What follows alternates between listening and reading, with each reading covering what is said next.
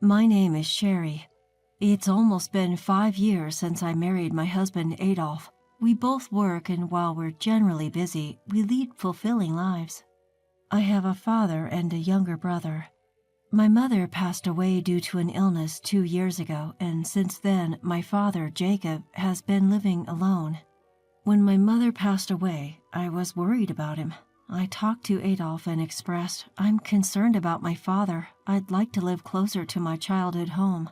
With that, Adolf and I decided to move closer to my family home after my mother's passing. We could have moved in with Jacob, but he declined our offer. When I suggested, Dad, I worry about you living alone. Let's live together, he replied. You're as strict as your mother, and I want some freedom in my life. That certainly put me in my place. I do tend to nag like my mother, and I've reprimanded Jacob for never doing any housework and always relying on my mother. I guess he thought it would be a hassle and wouldn't get any peace living with me. I was still worried about Jacob, but I didn't think it necessary to force him to live with us if he was against it, so we ended up just moving close to my childhood home. I'd visit and cook meals for him regularly, and we would engage in trivial chats. I thought this level of distance was just right. Then, a year ago, my brother Leon got married. Before his marriage, he was living alone, so we didn't get much chance to interact, but I was still overjoyed when I heard about his engagement. Leon's wife, Kira, is a lovely person, and initially I was delighted to have such a sweet sister-in-law. However, the moment Leon's wedding was confirmed, Jacob suddenly suggested, "Why don't you two live with me after the wedding?" Despite him refusing my proposal earlier, even though I was taken aback, I knew Jacob adored Leon, so his suggestion wasn't surprising. Indeed, Kira was much kinder to Jacob, very different from me. Jacob would repeatedly mention how sociable and adorable Kira was, but the person who was not particularly thrilled with this was Kira herself. Of course, she didn't openly express her discomfort in front of Jacob, but when they got home, she apparently said to Leon, "I'm not too keen on living with your father. I'd rather live with my mother." Leon wasn't too thrilled about living together either, given that they had just gotten married, so the idea of them moving in with Jacob was eventually dismissed. A few months after that, when I visited my family home for the first time in a while, I noticed something odd about Jacob. Jacob, who usually has breakfast at 7 a.m. and lunch at noon, was eating his meal around 10 a.m. when I arrived. "Dad, are you having a late breakfast today or an early lunch?" When I asked him, he said it was breakfast. I didn't think much of it at the time, but when I casually went to the kitchen to clean the house, I noticed dishes that had been used for breakfast left in the sink. Jacob always did the dishes before bed, so these dishes couldn't have been from last night. They were from this morning. Feeling something was off, I asked Jacob again, "Father, the dishes are in the sink. Didn't you have your breakfast?" At that, Jacob suddenly slammed the table and stood up and shouted, "What, are you trying to say that I'm losing it?" Saying so, he turned beet red and got mad at me. Sure, Jacob was hot-tempered, but I'd never seen him this unreasonable before, so I was stunned. Then, as quick as a flash, Jacob's face relaxed. "I gotta fix breakfast," he said, picking up the dishes we'd just finished eating off of and headed for the kitchen. I thought it was definitely strange, so I suggested Jacob go to the hospital. However, he stubbornly refused. What's more, he begged me, tears welling up in his eyes. "Don't tell Leon and the others, please." He pleaded. I suppose Jacob felt something was off about himself. Not wanting to worry his beloved son and daughter-in-law, he strongly resisted sharing his symptoms with Leon and the others. I consulted Adolf many times, but in the end, we decided it was best to respect Jacob's wishes, so I never told Leon and his family about Jacob's cognitive issues. Despite our concerns, we suggested to Jacob several times that we should live together. However, Jacob didn't change his mind, insisting if I were to live with anyone, it'd be Leon and his family. That was all he would say. We would have loved to have lived with Leon and his family, but we couldn't ask them to do so without telling them about Jacob's condition. Adolf and I were at our wits' end. But about 2 months later, I got a phone call from Jacob at his home. He said cheerfully, "I've got something to tell you. Come over." Since Adolf had to work that day, I went over to his home alone. There, Jacob was with, surprisingly, Leon. "What's up? And why is Leon here?" When I asked that, Jacob answered with a broad smile. "Actually, I've decided to tear down this house and build a new one." "Wait, build a house?" When I asked again, Jacob nodded excitedly and said with a grin, "And it's going to be a 2-family house." "2-family? Why all of a sudden? Are you saying Leon and his family will live with you?" When I asked, Leon nodded. Thinking it's not exactly living together if it's a 2-family house, I grabbed Leon's arm, took him to the corner of the room and asked quietly, "Hey, didn't your wife say she didn't want to live with you guys? And that she'd rather live with her own mother if possible?" "Oh, no worries there. After all, the one who suggested building this 2-family house was Kira." "What, really?" I'd always thought that Kira was against living with Jacob, so I never imagined that she was the one who planned this 2-family house project. Jacob showed me the floor plan, boasting to me, "Isn't it great?" More than that, I was unable to decipher Kira's intentions and was a bit worried. "Hey, did Kira really say okay? You guys aren't just pushing this on her, are you?" When I checked, both Jacob and Leon laughed. No, it was really her idea. She's worried about Dad." "You really got yourself a good wife, Leon. Unlike Sherry, Kira is adorable. You're a lucky guy." Saying so, they laughed out loud. Both Jacob and Leon insisted Kira suggested it. "Kira proposed we live together because she's worried about Dad." They were happy saying this, but I had a hunch. I just couldn't believe that Kira proposed this duplex idea purely out of goodwill. A few days later, I was called back to my family home to discuss the floor plans. Upon arriving, I found Kira was there too, and I decided to press her a bit. "Hey, Kira, are you really okay with this? Living together, I mean. You never seemed too keen on the idea." Upon hearing this, Kira smiled broadly and said, "Of course, I'm worried about my father-in-law, and as a daughter-in-law, I feel it's my duty to help as much as I can."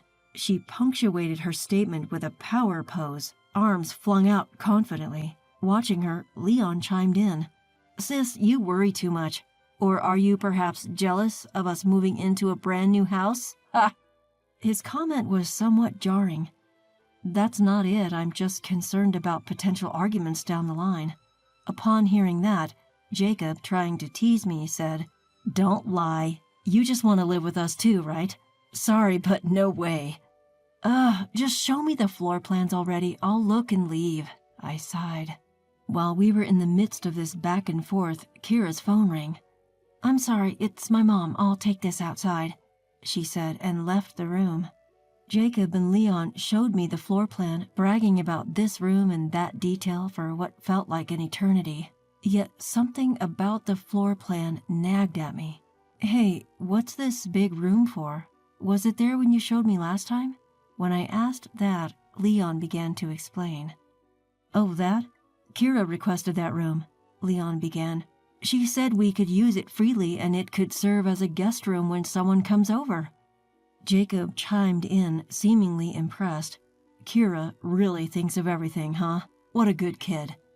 But something about that room didn't sit right with me.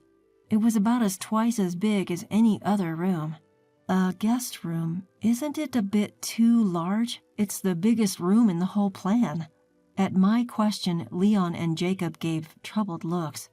Well, Kira really insisted on this room.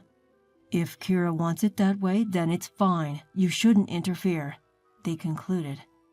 Feeling rather annoyed at this point, I decided to head home. "I'm leaving," I announced and stepped out of the room. As I did, I heard Kira's voice. She was still on her call, her voice just audible. I hadn't intended to eavesdrop, but I couldn't help but overhear her conversation. "Yeah, it's fine, Mom. I've made sure to create your room. Don't worry, they'll do as I say. Once you start living with us, I'll kick out the old man." She was telling her mother clearly. I turned unconsciously toward her voice and our eyes met. Kira quickly ended her call. "Oh, sister-in-law, are you leaving already? Do visit us once the house is ready." Kira smiled at me, so I asked her, "Is what you just said true?" Kira's eyes widened for a moment, but she quickly regained her composure. "What do you mean? I'm going back to my room." With that, she left. Something was definitely off. I decided the best thing to do was to go home and talk to Adolf. A few days later, Adolf and I headed to my in-laws' home. Of course, we had asked my brother-in-law and his wife to be there in advance. "Sherry, you've called us all here. What's this about?" Jacob asked, to which I answered straight to the point. "Building a duplex house is a mistake. Kira will take it over and it'll be the end of it." My words left Jacob and Leon speechless. "How can you say such a horrible thing?" Kira pretended to cry, exclaiming. Seeing her reaction, Leon and Jacob glared at me. "What's wrong with you? Why would you say such a thing?" "You just don't want us to live together, do you? Just leave," they yelled back at me. "Just listen to me, Leon and Dad, you are being deceived." Despite my serious plea, both Jacob and Leon refused to listen. "You're the worst." "We've been wrong about you," they shot back. At that moment, something snapped inside me. I slapped the table and spoke clearly to Leon and Jacob. "Do you know that woman planned to bring in her mother after the duplex is built and kick Dad out, and you still want to build it?" With that, Kira shuddered. Leon and Jacob, taken aback by the truth, muttered, "No, it can't be true. Kira, you were worried about me and wanted to live together." They started mumbling. Kira, sensing trouble, quickly replied, "Of course, it's all for you, Father. My mom has nothing to do with it." She tried to dodge the situation, but I wasn't going to let that happen. I had no choice but to reveal the truth to her. "Okay, Kira, if you insist, but if you really want to build, buy the land of this house from me first." "What?" Kira was puzzled.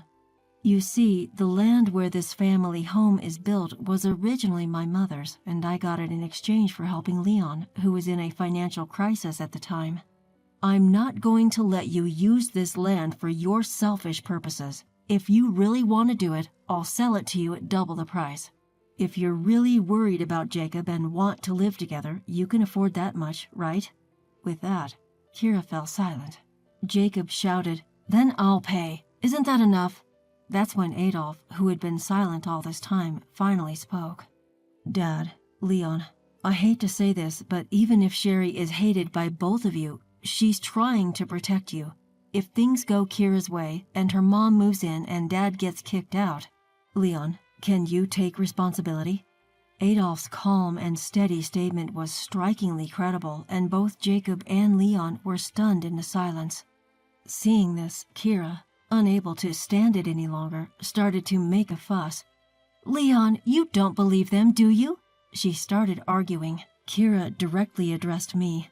"Stop making absurd accusations. I'm not planning on letting my mom live here." So I asked Leon, "Leon, can I borrow your mobile phone? I've got this." "Huh?" "Just trust me. I'll call Kira's mom and see what's going on." Upon hearing that, Kira turned pale and yelled, "No, stop!" "Is there something you're worried about?" When I asked her, Kira glared at me and said, "Enough. There's no way I'd live with a bothersome father-in-law like you. I only thought of living together because you offered to pay for a nice duplex for Mom and me. Sorry for that." With that, she stormed out of the house. Leon hurriedly chased after her, leaving a stunned Jacob behind. Later, he said, "I guess I'm being punished for bad-mouthing you, my own daughter." Jacob, who made the comment with a smile, looked somewhat lonely. In the end, Leon followed Kira. Now he's renting a spacious condo and living with Kira and her mother. It seems Kira and her mother hold all the power. It's pitiful, especially considering he's my own brother. On the other hand, Jacob came to apologize to me. I'm sorry for all the selfish things I said. I owe you, Sherry. I then shared with Jacob what Adolf and I had been considering. Dad, why don't you live with us? We're thinking of buying our own home. At that, Jacob nodded with an apologetic look. Since then, he's been cooperative whenever I suggest going to the hospital. Although he was diagnosed with dementia, he takes his medicine without complaint. This has slowed the progression, and we're managing to live together. Jacob has been saying thank you to me more often since then. I think he feels guilty about refusing to live with me in the past, but to me, it doesn't matter anymore. He's my father, we're blood, and he means a lot to me. Adolf has also been supportive of Jacob, and I'm nothing but grateful. From now on, I plan to cherish each day in hopes of spending as much time as possible with Jacob